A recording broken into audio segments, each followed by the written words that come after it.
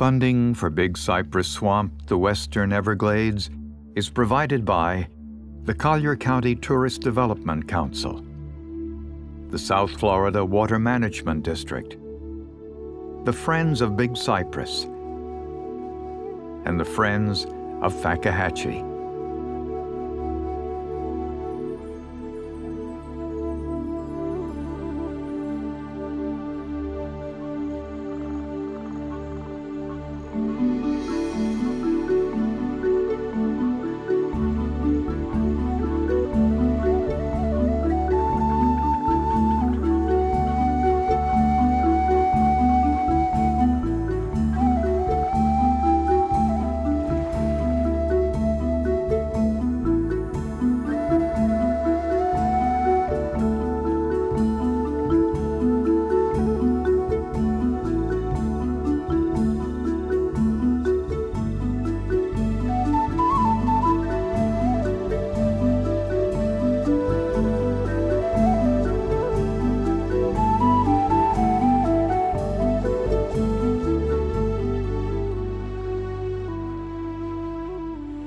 I'm Clyde Butcher. Welcome to my backyard. I live in the heart of the Big Cypress Swamp, along with a lot of other creatures. It's been my privilege to photograph the Big Cypress for the past 25 years of its diverse landscape. Come join me through this great adventure through the Big Cypress Swamp.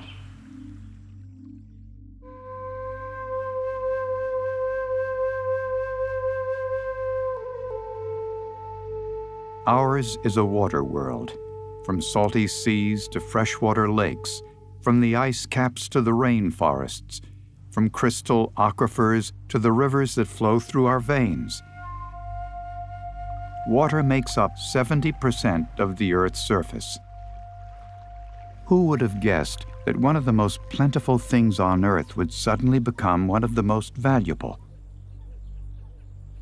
In the new millennium, water and the ecosystems which depend upon it are under siege.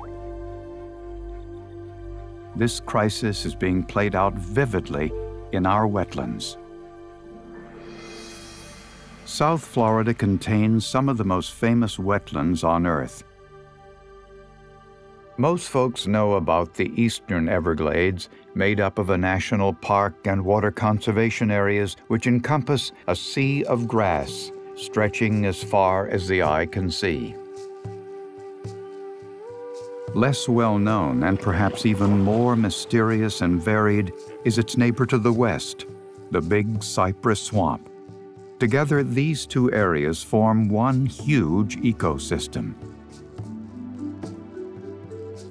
Today, over 1 million acres of the richly diverse Everglades in southwest Florida is protected in a variety of public lands. But in the 1960s, this land was slated to be drained and developed, just like many areas of Florida had been over the decades. Through the efforts of those who have a deep connection to this land and had a vision of seeing it protected for years to come, this unique region of the greater Everglades remains intact, a natural area where rare plants and animals can be found, and where people can recreate, escape the hustle and bustle of congested coastal cities, and enjoy the wilds of natural Florida in the Big Cypress Swamp.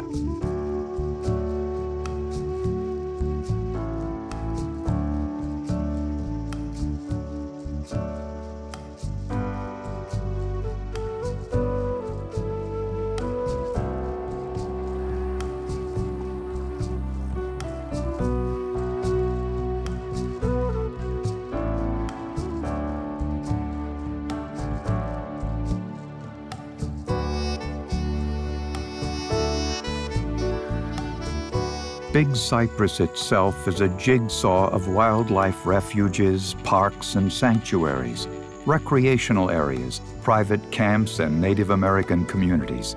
Some overlap, each has its own character, but all are bound together by a seasonally flowing river, a sheet of living water moving slowly across South Florida and into the Gulf of Mexico. Together, all the public lands in the Big Cypress Swamp region account for over 1 million acres.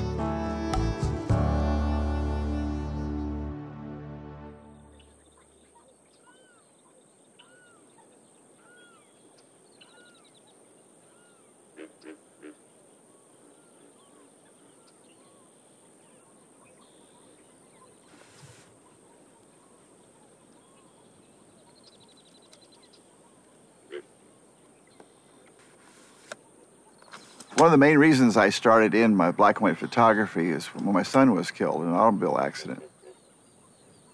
And I went to Big Cypress to kind of restore my soul. And one of my first pictures I took is called Ochapi. It was taken over this great prairie with cabbage palms and great thundering sky. I didn't realize at the time the whole foreground was cattails, but I thought it was sawgrass. The photograph became an emblem of Big Cypress. But the butcher's surprised it also contained some important clues about the ecosystem, about what's right with it, as well as what's wrong.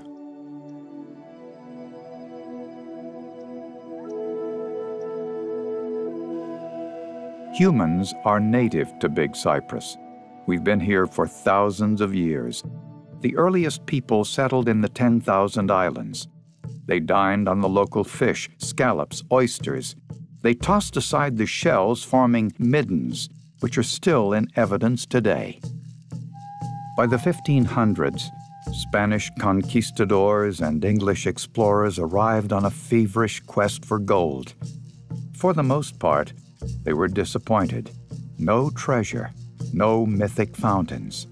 In short, they did not stay, nor did they guess that one day, water would become almost as precious as gold. Man was just one part of the whole. It wasn't until Florida joined the Union that these wetlands became a destination and a target.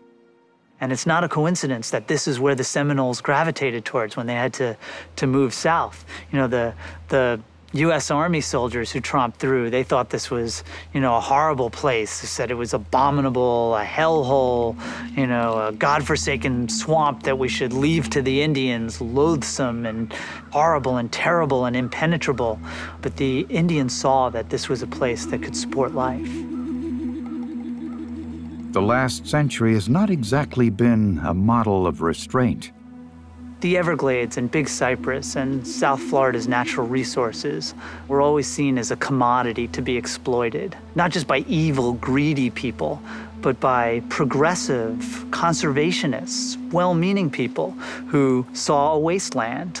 Wetlands were wastelands, and conservation meant the opposite of waste. The dream of South Florida, people saw it as this blank canvas that they could write their dreams on, that they could create this empire of the Everglades with booming communities. All you had to do was just, knock a few holes in some natural dikes and the Everglades would practically drain itself. In order for new towns to go up, the wetlands had to be made dry. And so the Army Corps of Engineers was brought in to reshape the landscape. And the vast swamp was carved up in a way that drastically disrupted the natural flow of water. For a century, water was seen as the enemy of the people of Florida. We were all about getting rid of it. How can we drain it? How can we dike it? How can we squirt it this way when we don't want it? How can we capture it? How can we suck it out of the Everglades and out of the aquifers so that we can grow our civilization?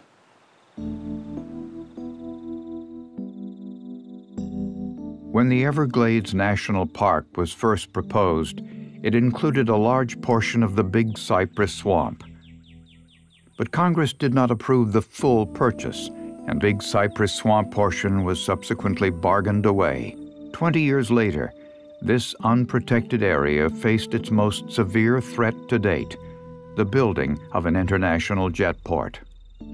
The hustle and bustle of Miami International Airport, with all its surrounding congestion, was scheduled to be recreated right here, in the heart of the swamp.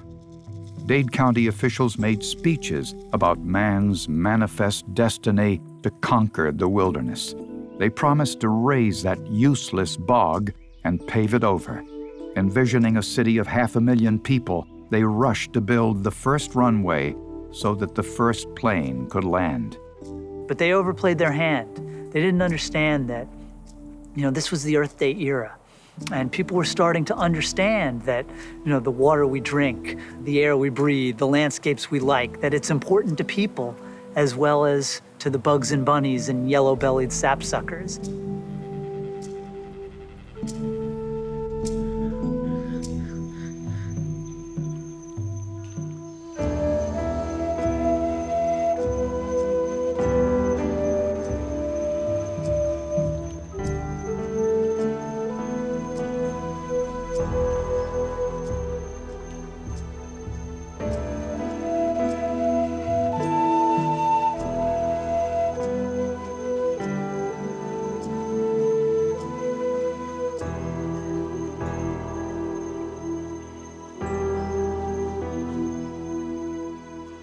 A young television reporter named Joe Browder and rising politician Nathaniel Reed were among those who spearheaded the resistance. Joe saw his first mud stake in Big Cypress. He said he thought it was smiling at him. And he used to just sit there neck deep in one of those swamps and just watch the light change. And he just loved this place. The notion that this silent majesty was going to be overrun by trucks and planes, there was going to be a takeoff every minute. He wasn't going to have that. And so Joe started to fight. He didn't just complain about it, he organized. The key was helping to find lots of people with very diverse interests, but a common thread of love for the Everglades, who in their own ways could contribute. Browder managed to build a coalition of unlikely cohorts, all of whom wanted to put a halt to the proposed Jetport. Not to mention the real estate boom in surrounding swampland which had been triggered by it. He united some traditional antagonists, environmentalists and hunters, as well as Miccosukee Indians, Hispanics, labor unions, liberals and conservatives. Some local folk proved invaluable when the new developers arrived to survey Big Cypress. They couldn't carry out a plan like that unless they first surveyed and platted the area. How do surveyors get around out there? Well, they needed somebody in an airboat to drive them out there. Who were a lot of the airboat drivers? People who, at night when they drove their airboats, said they were frogging, but they weren't after frogs, they were after alligators. The alligator poachers, who loved the Everglades as deeply as anyone else. The poachers would call me in my Audubon office and say, okay, so-and-so company has hired so-and-so survey company to go and plat such and such a place. And the word is they're doing it because they want to create a drainage district there. Audubon went out and bought a few acres right in the middle of this place. And then when the people filed to create their drainage district, we sued and said, you can't do that because we bought this land to enjoy it in its natural state. And we won the suit. Meanwhile, Governor Claude Kirk had just appointed the state's first environmental advisor, Nathaniel Reed. The Jetport project was already in the works when Reed flew over the area in a small airplane. What he saw below was disturbing. Immediately upon his return to Tallahassee, Reed pored over hydrological maps of South Florida. It didn't take a genius to figure out that if the Jetport was built and developed, and a high-speed railroad train was built crossing Water Conservation Area 3 to get to Miami, that would interfere with the flow again. The heart of the Everglades system is flow. And so the recognition that I had to change the governor hit me like a lightning bolt.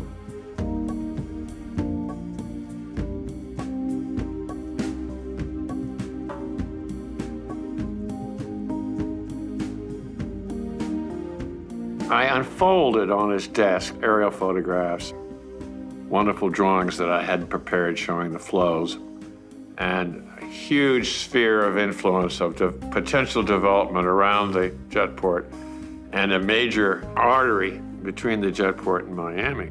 And I pointed out that the cost of the bond issue for the railroad would bankrupt New York City, much less Miami. The governor became, after about 20 minutes, became very twitchy. He said, I went down there. Where were you? Why didn't you advise me on this earlier? I went down there. I got carried away. It's a big deal for Florida. All the congressional delegation want it. It appears that the Nixon administration wants it. It's a really big deal. Now you want me to say you've got real concerns and qualms, and second, doubts. The governor agreed to slow the pace of the construction, giving Reed time to put together a team and prepare a series of scientifically based questions for Dade County officials. And so we went for 10 consecutive questions. The answer was, that question is under study. So I stood up and said, if the answer to the next 92 questions is that the question is under study, please spare me time.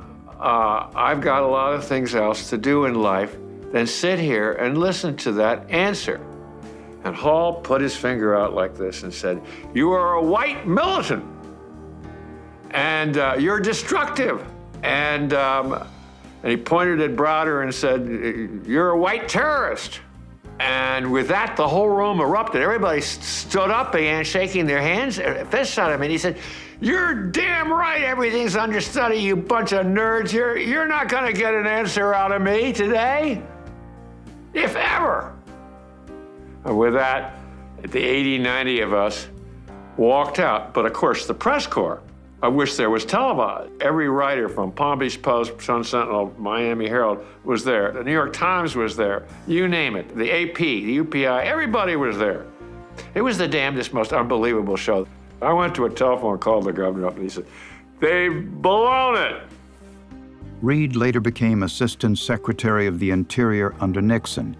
Once again, he found opportunities to help save the South Florida ecosystem. You know, Nat took the Secretary of Interior on a trip into the swamp. By getting Wally Hickel to feel it, Nat helped turn around the Nixon administration. And it was one of those against all odds victories.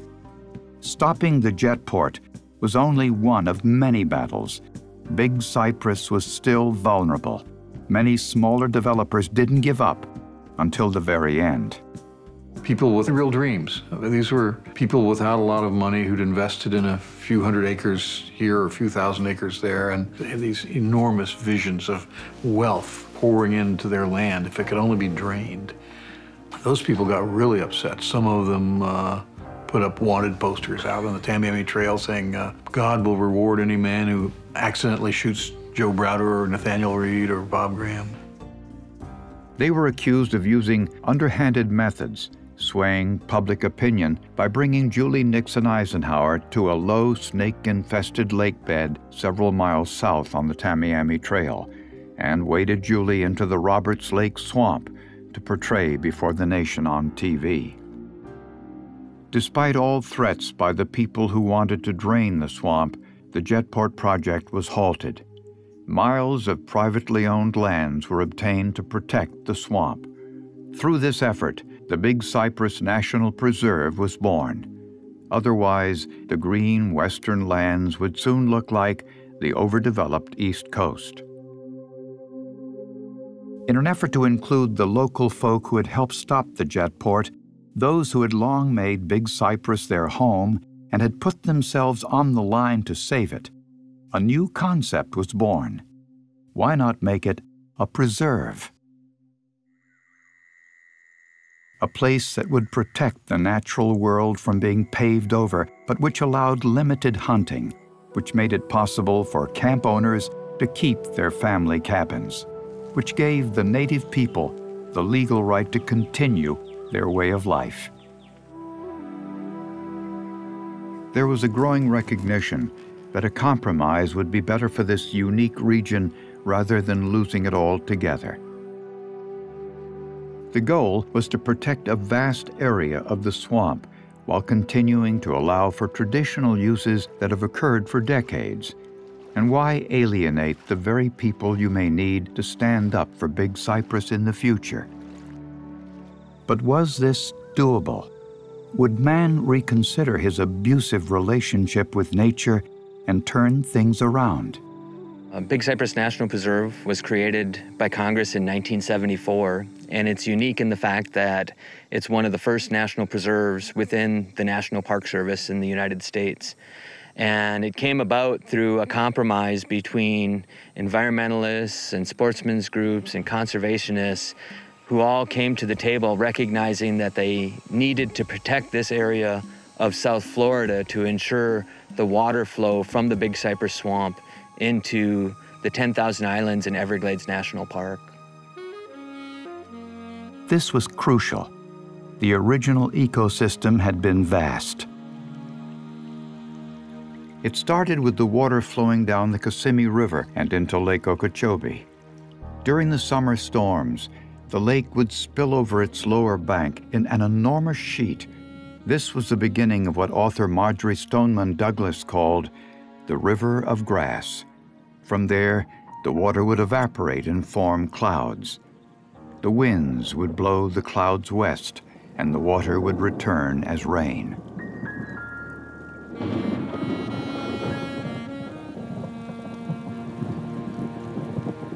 Because the Big Cypress Swamp Basin is a rain-driven system, it is more pristine than other areas of the Everglades, which rely on water from lakes and rivers to the north.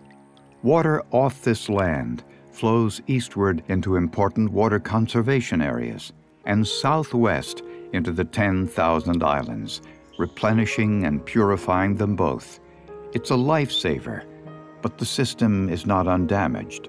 Much of the flow has already been disastrously rerouted by the Corps of Engineers, and there was more. Well, in the 70s, a couple of brothers who had, they'd gotten rich selling their miracle hair tonic that was going to cure baldness. And then they came down to South Florida and started selling miracle swampland, around the Picayune Strand. It was going to be called Golden Gate Estates. They talked about these magnificent restaurants and golf courses and tennis courts and five-star hotels. Approximately 10,000 lots were sold, but only a few houses went up. With landowners spread around the world, it took the state of Florida 15 years to acquire the properties. Little did they know that in August, this area was under 2 feet of water. The major damage was caused by the construction of roads and canals. The U.S. Army Corps of Engineers, South Florida Water Management District, and other land management agencies have taken on the restoration challenge. Their staff work in unison with other government agencies, creating partnerships, facilitating communication, and establishing priorities, such as the Picayune Strand State Forest Restoration Program. North-south portion of Prairie Canal, and 65 miles of roads have been removed and degraded to natural grade. The restoration includes large-scale road removal, filling in the existing canals, and restoring the hydrology to the 10,000 island system. The Picayune Strand restoration efforts will revitalize the nursery areas for the finfish and the shellfish, boosting the economy for recreational and commercial fishermen. There's this sense that the East Coast has gone through a tremendous effort to restore lost conditions, whereas the West Coast, here, we have the opportunity to preserve. And I can tell you, I've been at this for 30 years. Preservation is a lot cheaper, and it definitely is the way to go. Again, it isn't just about the environment, it's about the economy and human health as well. Rookery Bay National Estuarine Research Reserve and Everglades National Park protect a vast area of the 10,000 island estuary. This is a unique place where the salt water from the Gulf of Mexico and the fresh water from the Big Cypress Swamp mix. The 10,000 Islands estuary is a nursery for tarpon, snapper, and snook, among many other species. but it's located in a rapidly developing region in Collier County. The challenge of protecting the health of the bay while dealing with the pressures of new residential and industrial development is huge.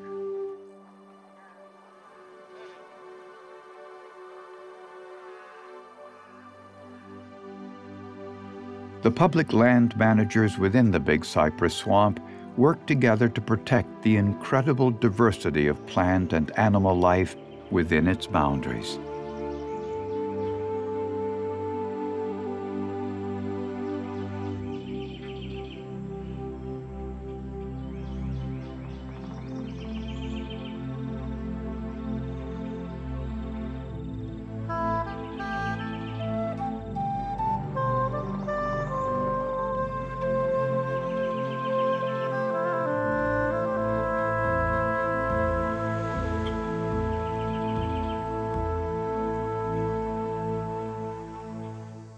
One of our most recognizable and elusive residents is the endangered Florida panther. These great cats once roamed over the southeastern United States. By the late 1800s, most had been eradicated. People shot them when they preyed upon livestock. But panthers have also been killed off indirectly through loss of habitat by the relentless encroachment of modern civilization. The male panther typically needs 200 square miles of roaming space, the female 80. Where are they going to find that today? And if they were to disappear, what does that bode for the other critters? The panther is what we call an umbrella species. If the panthers are healthy, so is everything else. If we protect panther habitat, then we protect all the other animals that live within its range: deer, black bear, bobcat, wild turkey, raccoons and rabbits, wood storks and wading birds. The list goes on. In 1989, the Florida Panther National Wildlife Refuge was established in the heart of the Big Cypress Basin. This unique tract contains 3 types of habitat which panthers need most: prairies, pine lands, and oak hammocks allow the big cats to feed and rest.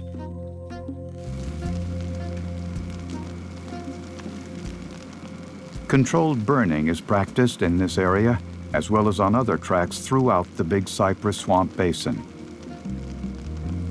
Normally, during the beginning of the growing season, which would be May, June, fires occur naturally. They would be started by lightning and allowed to burn to their conclusion. We can't do that anymore. So what our fire management activities do is try and mimic those activities with the right timing. Fire recycles the nutrients. New green shoots attract white-tailed deer, the panther's favorite meal. Cabbage palms, if not controlled, could shade out the greenery on which the deer feed. Around the time the Panther Refuge was created, there were only 20 to 30 Florida panthers left in the wild. There were so few left, and they were so isolated, inbreeding had begun to take a toll. Kittens were being born with genetic defects, such as heart problems and immune deficiencies. The population seemed doomed. The solution?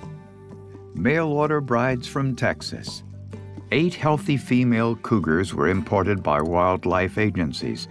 After 2 years of having offspring, these Texas cougars were removed. Within 10 years, the panther population tripled. The offspring are considered Florida panthers and are protected by the Endangered Species Act. Today, there are over 100 panthers that range through the Big Cypress Swamp.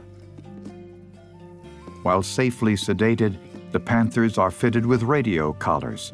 This helps biologists track the animals' movements throughout the rest of the year to see which areas they're using as a home range. Blood is taken as well as hair and skin samples so that the health of the species can be carefully monitored. Have we managed to solve all the problems this rare creature faces? Not by a long shot. As more wilderness is converted to agriculture and neighboring subdivisions go up, the big cat's habitat continues to shrink. And as it shrinks, these territorial creatures can turn on each other. Infighting is the leading cause of death among panthers. Others, sadly, become roadkill. People are moving into panther habitat. We're having panthers take people's pets and their livestock. Well, it's something that the people out west that live in the Rocky Mountains and areas out there and in California have learned a long time ago. You can live with a large carnivore. The panther is not the only charismatic inhabitant of Big Cypress. The Fakahatchee Strand is home to 44 kinds of orchids.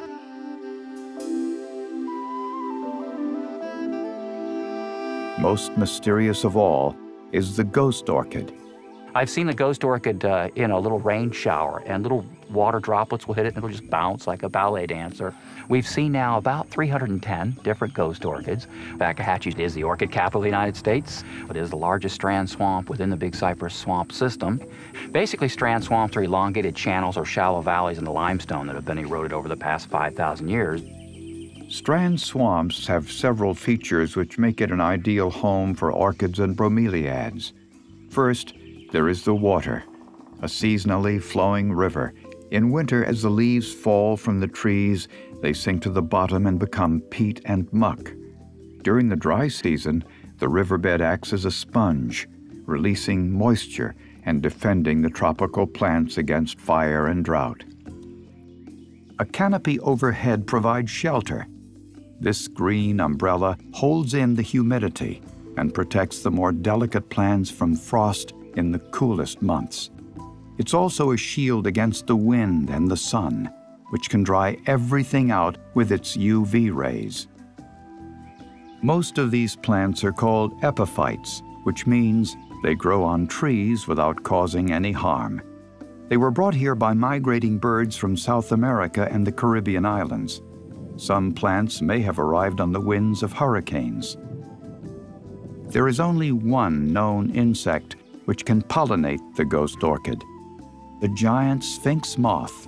When it hatches, the moth will have a 6-inch wingspan, but its tongue is even longer, which is why some people call it the flying tongue. When the giant Sphinx moth flies up to a ghost orchid, it has to ram its head under the anther cap and put its tongue down the long nectar spur of the ghost orchid to get that high energy sugar reward. It's like jet fuel to fuel them to fly to another flower. As the moth feeds, pollen sticks to its head. When the insect visits another orchid and pokes its head under another cap, the pollen comes off. Bingo! The orchid has been fertilized. Every wild adult orchid you see out there is really a winner of the lottery, because the chances of any one seed surviving are millions to one. Has to land in just the right place for sunlight and temperature and humidity, and it has to land on fungi. An interaction between the orchid seed and this fungi allows both plants to survive.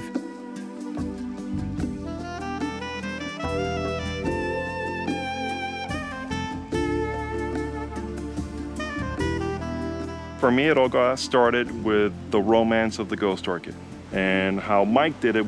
He got you to the location, and once you got to the location, he'll tell you, okay, now you look for it. So it made part of the excitement, and then when you look at this beautiful white flower dangling from a flower spike coming out of these fruits, I was just in awe of it. And I fell in love.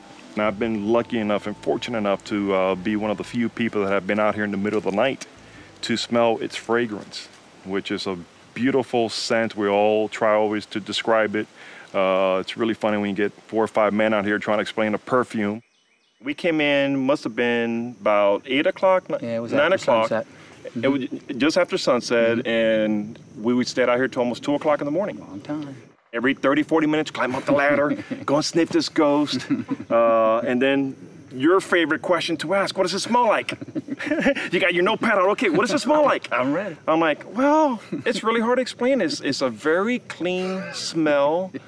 The only thing I can think of is it smell like a baby perfume. Just very, it's the only word we can come up with. It smells very clean.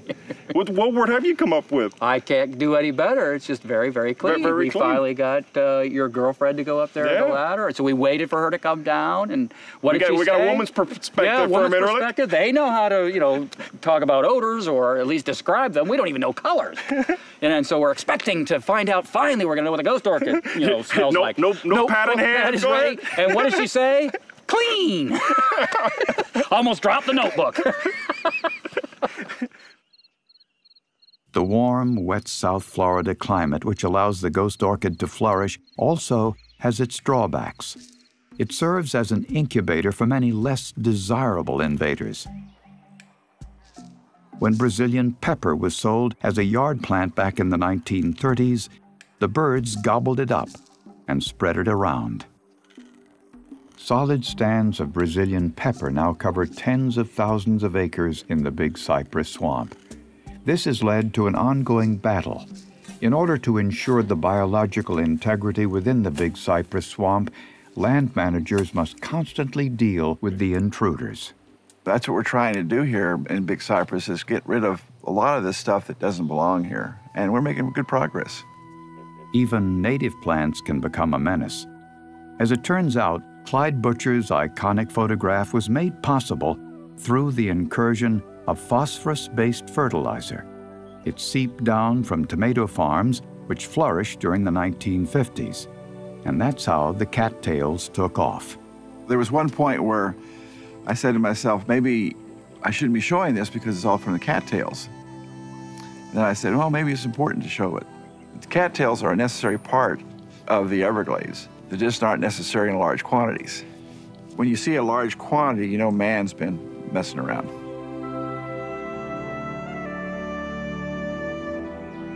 When I'm creating a photograph, I think it's important to create a space so a person can feel like they're there. If you don't have that space, they don't have a connection. And that's what I'm trying to do, is connect people with the Everglades, Big Cypress, Fakahatchee, Corkscrew, all these different places. If they can't feel the connection, how are they going to feel it's important? Whoa. Okay, let's move into this big, nice open area here. Find your spot and hold still right there. Was the water hotter or cooler? Colder. Why? Cooler, you said, Trevor. Why? Stomp right here. It's more shade in here. And who said it got deeper? Why did the water get deeper here? What happened? Because there's bigger trees, so it needs to be deeper. Okay, I want The staff of the Big Cypress National Preserve and their partners in government work in unison to make education a priority. It's not a job that can be done by any one agency or any single organization. We really have to try to engage the mainstream public in this idea of stewardship for the coast. And people can do that through individual actions, they can do it through community involvement, or by volunteering and helping out in a variety of ways. How do you live in panther habitat? And you can do it safely. So we've started outreach efforts through town hall meetings. It just takes some precautions. It means locking your pets up at night or putting them in pens. It's an education that we've got to do, not just to protect people's lives, but to also protect the animals that live down here and whose habitat they've moved into. In this spirit, park experts host wildflower walks. There are birding festivals. Staff biologists and botanists lead school groups and scout troops on field trips.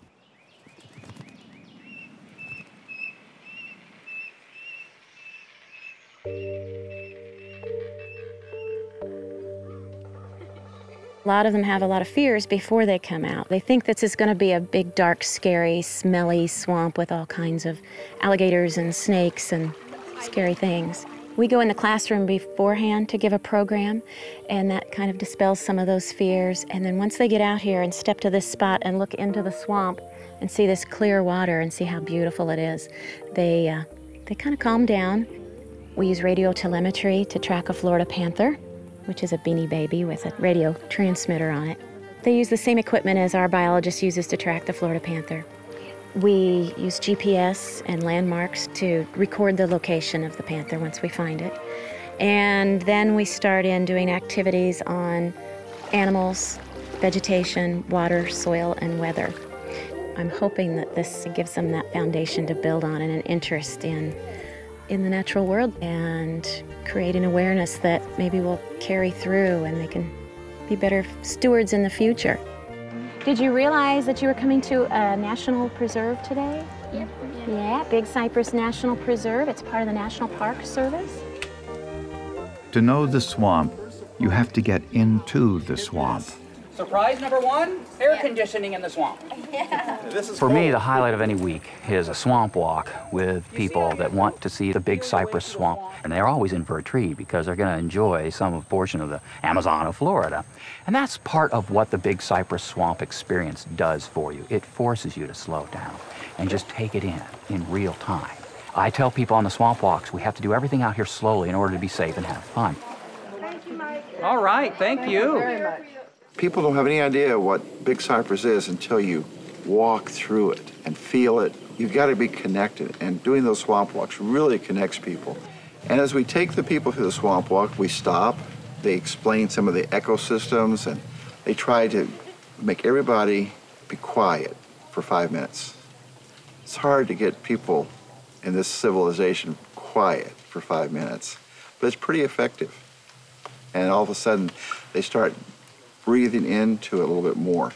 So all of a sudden you hear all kinds of little animals and crickets and frogs and gators and birds, and it'll all come if you just stay quiet. One little boy said, you know, I learned from this field trip that there's more to just staying inside and watching TV.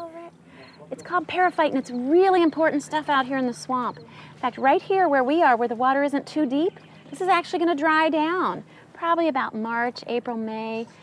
This is going to be really dry.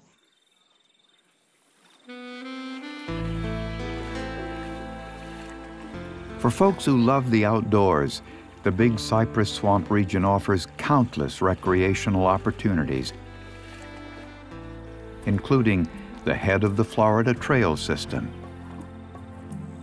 If you still want a wellness experience, I can take you out there and show you areas where you can go and have wellness experience. When people get to know that place and come out there, some of them get hooked immediately.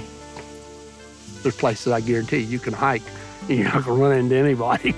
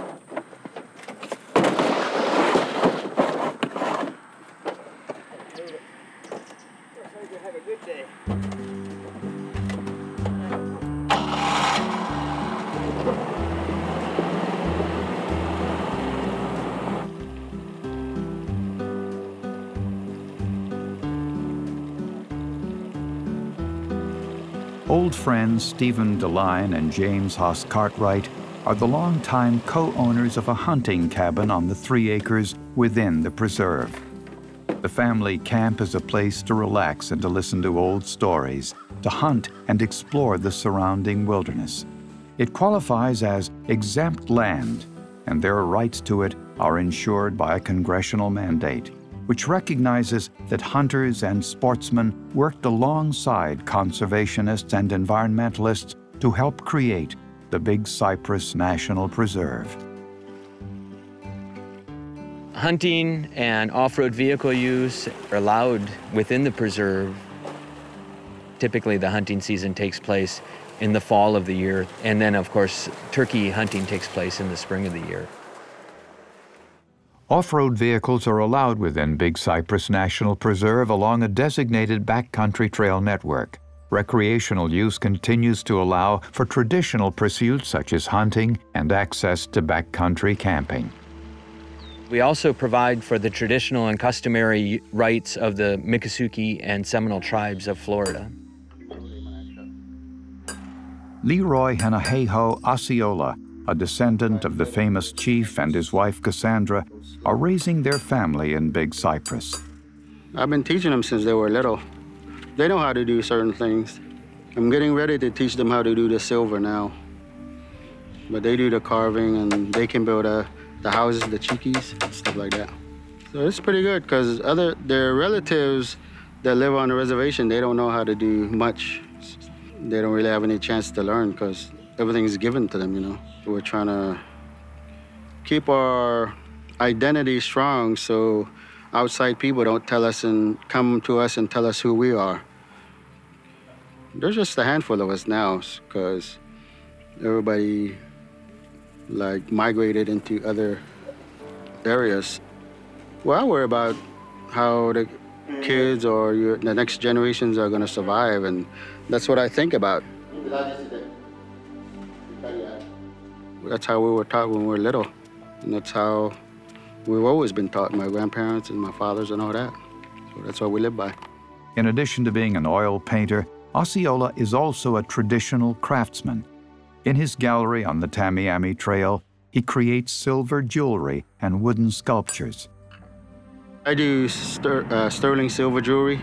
I used to see the pictures of people wearing them and stuff like that, and my mother had pieces that her father had done, so that's where it gave me the idea to start it up again, because nobody does anything like that anymore.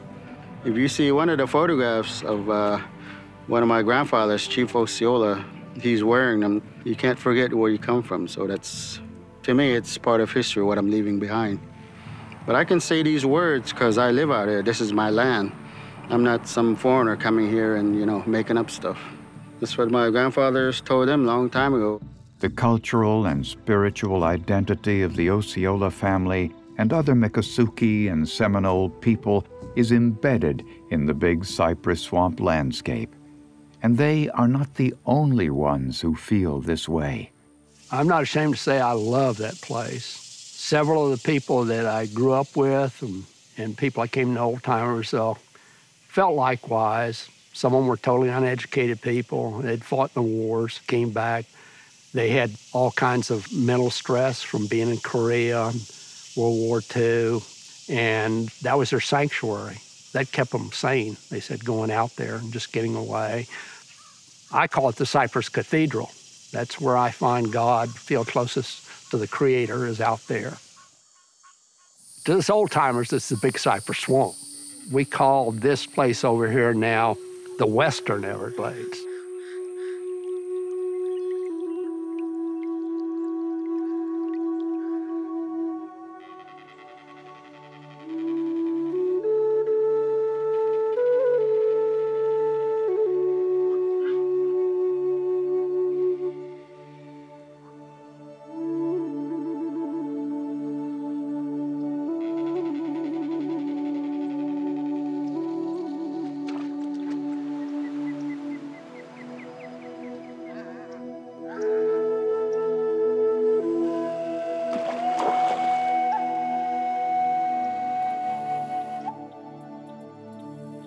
The whole thing, you know, was like visiting the Garden of Eden for a 15-year-old boy. I mean, you know, clouds of birds and alligators lying in every ditch and snakes and tarpon rolling in the canals adjacent to Tamiami Trail. I mean, how much better does it get?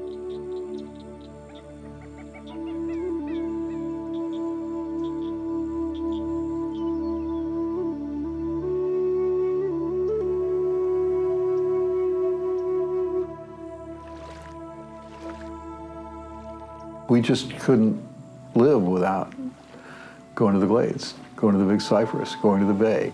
It made your heart sing. It enriched us. It made us more than we were. It was great.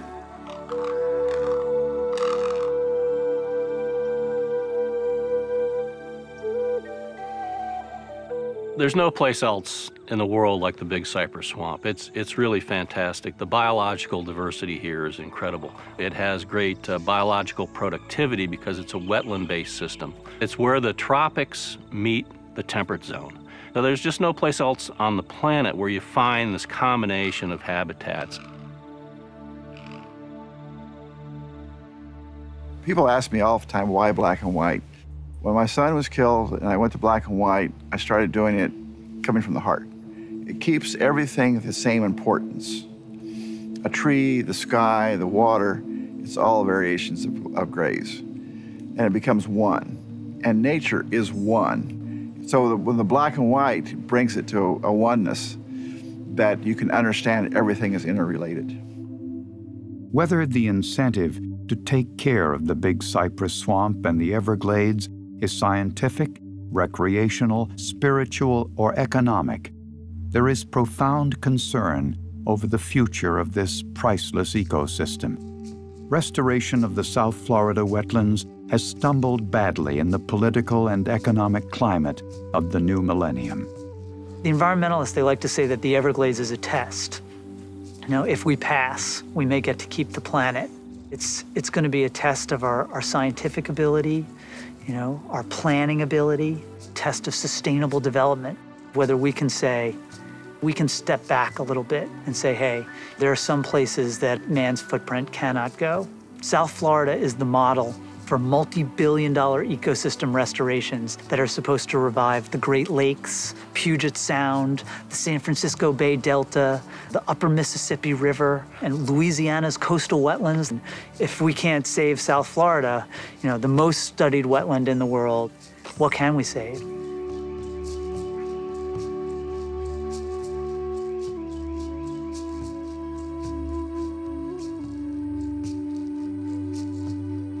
I like to tell people that the world's round. Everything we do, everything everybody else does comes around. We don't act conscientiously to do the right thing. Why are other countries going to do the right thing? South Florida is where we're going to figure out whether man can live in harmony with nature. Because if Collier County and Miami-Dade County can't figure out how to have enough water for their needs and leave some left over for the gators and panthers and the rest of the bugs and bunnies, it's really hard to imagine that Israel and Syria are going to be able to do it. In the 21st century, water is going to be as precious as oil.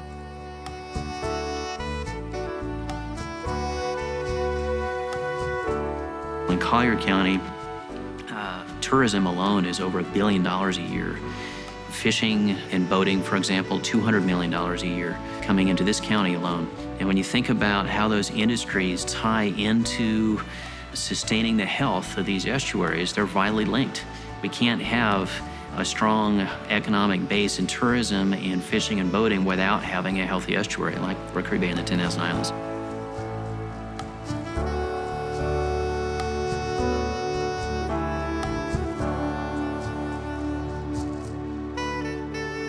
Greed and short-sightedness almost destroyed this paradise. But more and more people are waking up to the idea that it's in our own best interest to save these natural places.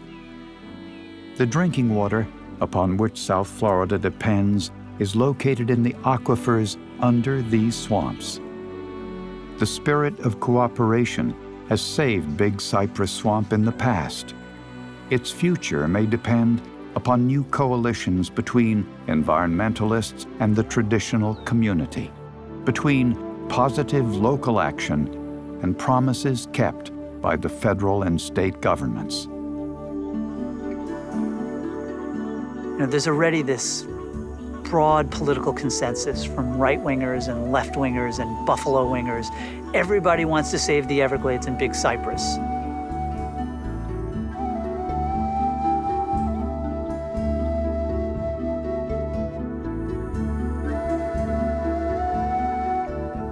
The question is, can we learn to work together for the greater good? Can we learn to live with our environment?